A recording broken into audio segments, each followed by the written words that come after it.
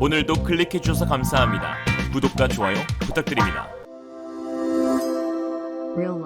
무기 시장에서 흔히 볼 수 있는 지연이란 한국이긴 그저 여성 이름으로 쓸 뿐이다. 전 세계에서 무기를 가장 빨리 생산하는 나라, 빨리 하고 있는데 더 빨리 하자고 말하는 나라, 국가번호 82의 위험을 지닌 나라 한국이 다시 한번 놀라운 납기 속도로 그 위상을 높였습니다. 5월 20일 폴란드 부하샤크 국방부 장관은 자신의 SNS에 한국에서 또 다른 7대의 전차 K2 블랙팬서가 오늘 바다를 통해 그다니아 항구에 도착했고 곧바로 제20 기계화 사단으로 이동할 것이라고 밝혔습니다. 이로써 현재 폴란드가 보유하게 된 K2 전차는 벌써 총 22대가 되었는데요. 현대로템은 작년 12월 7일 10대, 올해 3월 23일 5대, 5월 20일 7대를 보내었고 작년 8월 말 본계약 이후 불과 270일 만에 22대를 폴란드로 배송 완료하였습니다. 이 정도면 자동차 출고보다 훨씬 빠른 속도이죠. 폴란드 네티즌들은 자국의 전력 강화에 기뻐하면서 한국의 빠른 납기에도 감탄하였는데요. K2 전차에게 열렬한 환영식을 해주었겠죠. 장관님 연설은 안 하시나요? 저는 TV에서 볼 기회가 없었지만 모든 것이 잘 진행되길 바랍니다. 헝가리인과 노르웨이인들이 기겁을 할 정도의 속도로 도착했네요 라는 반응이었습니다. 폴란드 네티즌의 말처럼 헝가리와 노르웨이는 각각 2018년, 2023년 독일 레오파르트2 전차 도입 계약을 체결했지만 언제 받을 수 있을지도 정확히 모르는 상황인데요. 특히 헝가리는 5년 전에 체결한 44대의 레오파르트2A7을 아직까지도 단 한 대도 받지 못한 상황입니다. 작년 이맘때 독일 크라우스 마페이 베그만은 2023년 초에 꼭 첫 배송이 시작될 것이라고 하였지만 벌써 올해도 5개월이 지나고 있는 시점에 아직 어떤 배송 일정도 잡혀있지 않은 상황이죠. 속만 타들어가고 있는 헝가리입니다. 현재 서방 진영에서 구매할 수 있는 전차는 딱 3개뿐인데요. 미국의 M1 에이브람스, 독일의 레오파르트, 그리고 한국의 K2 전차입니다. 유럽에는 수많은 방산 선진국들이 있지만 현재 전차 생산 라인이 유일하게 남아있는 것은 오직 독일 크라우스 마페이 베그만의 레오파르트 전차인데요. 그러나 이 생산 라인조차도 현재 위태위태한 상황입니다. 해외 매체에 따르면 독일 내에 가동 중인 전차 차체 생산 라인은 단 한 곳도 없는 것으로 드러나 충격을 주었습니다. 독일이 유럽 각국에 열심히 세일즈하고는 있지만 정작 자국에는 전차 차체 생산을 위한 설비가 구축되지 않고 있어 이에 2A7 수출용뿐만 아니라 심지어 독일 군용 도입부마저 그리스에 위치한 업체에게 의존하고 있는데요. 유럽은 탈냉전 이후 동시다발적인 군비 긴축이 유행처럼 번졌는데 이에 독일은 줄어든 전차 소유와 함께 공장 생산 라인을 축소하였고 심지어 프랑스는 르클레르 전차 생산 라인을 아예 폐쇄하기도 했습니다. 이에 크라우스 마페이 베그만은 2005년 그리스와 레오파르트 2A6 전차 계약을 체결하면서 면허 생산을 허가해 주었고 그 뒤로 수주하는 모든 전차 차체 물량을 그리스로 전부 넘겼습니다. 그래서 현재 상황이 어느 정도냐 하면 독일에서 만든 부품을 그리스로 보내 차체와 결합시키고 난 뒤 다시 완성된 차체를 독일로 보내는 아주 비효율적인 프로세서를 운영 중이죠. 따라서 안 그래도 느린 레오파르트2 전차 생산 속도는 더 늦어지고 있는 상황입니다. 현재 우크라이나 전쟁 여파로 독일은 생산 속도를 최대치로 끌어올렸다 하지만 그럼에도 불구하고 월간 4대에서 5대밖에 생산하지 못하는 것으로 드러나는데요. 이는 미국의 스텔스 전투기 생산량보다 적은 양입니다. 이에 노르웨이에서 주문한 레오파르트 54대도 첫 도입은 3년 뒤인 2026년, 도입 완료는 2030년에 들어서야 끝난다고 합니다. 그러니 K2 사면 얼마나 좋아. 반면 한국은 폴란드 수출용 K2 전차 1차 도입분 180대를 2025년 내로 전부 인도 완료할 것이라고 밝혔는데요. 폴란드가 한국산 무기를 도입하기로 결정한 중요한 이유 중 하나는 빠른 납기가 가능한 국가가 사실상 대한민국이 유일하기 때문이었습니다. 폴란드 안제이 두다 대통령은 K2 전차 입고식에 참석해 보통은 물건을 받을 때 오래 기다리는 느낌이 들지만 이번에는 그런 말씀을 드릴 수 없을 것 같다. 기다리던 물건이 워낙 빨리 대한민국에서 도착했기 때문이다 라면서 한국의 조달 능력을 호평하기도 했습니다. 한국은 대규모 주문을 수개월 내로 납품이 가능한 활성화된 생산 라인을 보유하고 있고 현지 라이센스 생산과 기술 이전, 사용자 훈련 프로그램 같은 후속 지원에도 적극적인 서방에서 거의 유일한 국가입니다. 또한 수출 말고도 자국군에서 납품 및 개량 사업이 진행되고 있어 현재 4차 양산분 160대를 포함 총 420대를 획득할 예정이며 폴란드군이 직도입하는 물량까지 합치면 600대로 K1 전차의 생산량을 앞지르게 됩니다. 그토록 바라던 규모의 경제가 실현되게 되는 것이죠. 특히 폴란드와 같이 나토 최전방에 위치한 국가들에게 있어서 성능과 가격만큼이나 중요시되는 조건이 바로 납기 능력인데요. 이에 루마니아 역시 한국산 무기 도입 가능성이 매우 높게 점쳐지고 있는 상황입니다. 폴란드 이상으로 루마니아의 안보 상황은 더 심각한데 우크라이나가 무너지면 당장 오데사 키시노우 축선에 주둔하게 될 러시아군은 물론 신러 행보를 보이며 EU에서 권위주의 진영의 제5열 역할을 하며 루마니아 루마니아와도 사이가 좋지 않은 헝가리와 불가리아, 그리고 아예 골수 칠러 국가인 세르비아에 동서남북으로 포위될 지경에 놓였기 때문입니다. 이미 러시아군이 최종적으로 몰도바까지 진군할 예정이 있었음을 시사하는 장면도 공개한 바가 있어 루마니아는 빠르게 군비 증강에 나설 계획이고, 이에 뜻을 같이 하는 주변 동맹국들과 호환하여 사용할 수 있는 무기체계 도입을 검토 중에 있습니다. 이런 상황 가운데 지난 19일 폴란드 베모어 피스키에서 나토 EFP 다국적 사단 북동부 장병들과 주 폴란드 미군 제2기갑연대가 그리핀 쇼크 23-1 훈련을 실시했는데요. 역사상 처음으로 EFP 폴란드 사령관은 폴란드 루마니아가 포함된 EFP 군대뿐만 아니라 미군 부대를 지휘하면서 미국 루마니아 폴란드의 연합은 더욱 공고해졌습니다. 특히 이번 훈련은 상호 운용성, 전술교리 통합, 합동작전에 중점을 두었죠. 이 같은 폴란드와 루마니아의 상호 운용성 강화는 한국산 무기에도 적지 않은 영향을 끼치는데요. 루마니아가 폴란드 사례와 같이 K2표를 직도입하거나 혹은 한국 폴란드 2차 계약으로 확정된 폴란드 현지 생산 K2PL을 도입할 가능성이 높기 때문입니다. 이렇게 말씀드리면 야, 루마니아는 최근 미국의 M1A2를 도입하기로 확정하였는데 무슨 소리냐 하실 수 있는데요. 그러나 지난 15일 루마니아 의회가 공개한 에이브람스 예산과 사업 계획을 보면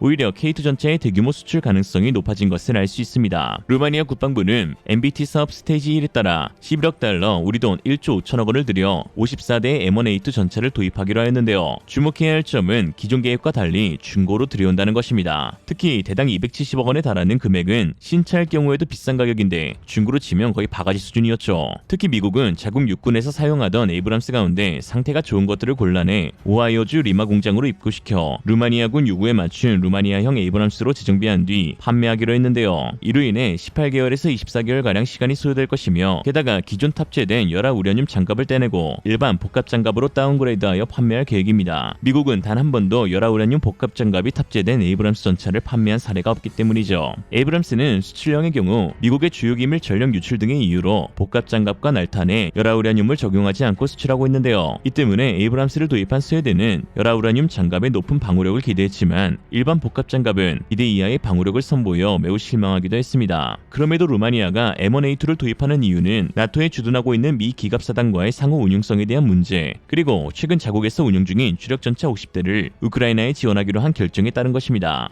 현재 루마니아군은 T-55AM 243대, TR-85 103대, TR-85 M1 54대 등 노후화된 400대의 주력 전차들을 보유하고 있어 앞으로 400대가량의 신형 전차 도입을 추진하고 있는데요. 방산업계에 따르면 도입하기로 한 에이브람스의 중고전차 가격이 너무 높아 전체 물량을 에이브람스로 도입하기는 어려울 것으로 보여 스테이지 2 사업을 통해 K2 전차의 수출이 유력한 상황이라고 했습니다. 폴란드가 직도입한 신품 K2 전차는 180대에 총 33억 6천만 달러, 대당 한화로 240억가량 하는데요. 특히나 방호력과 공격력, 자동 시스템 등 전체적으로 M1A2보다 훨씬 앞선 성능을 가지고 있다는 평가입니다.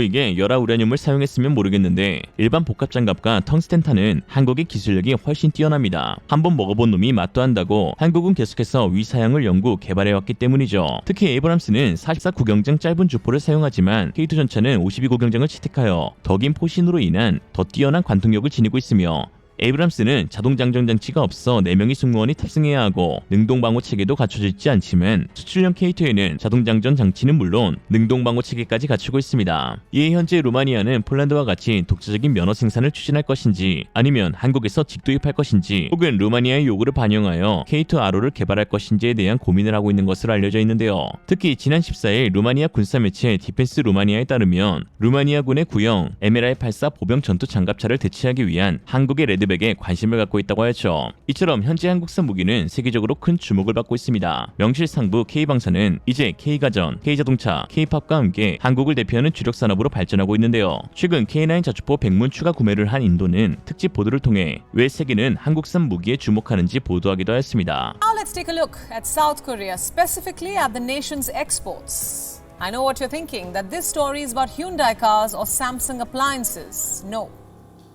So it must then be about South Korea's cultural exports, from your K-pop to K-dramas. No.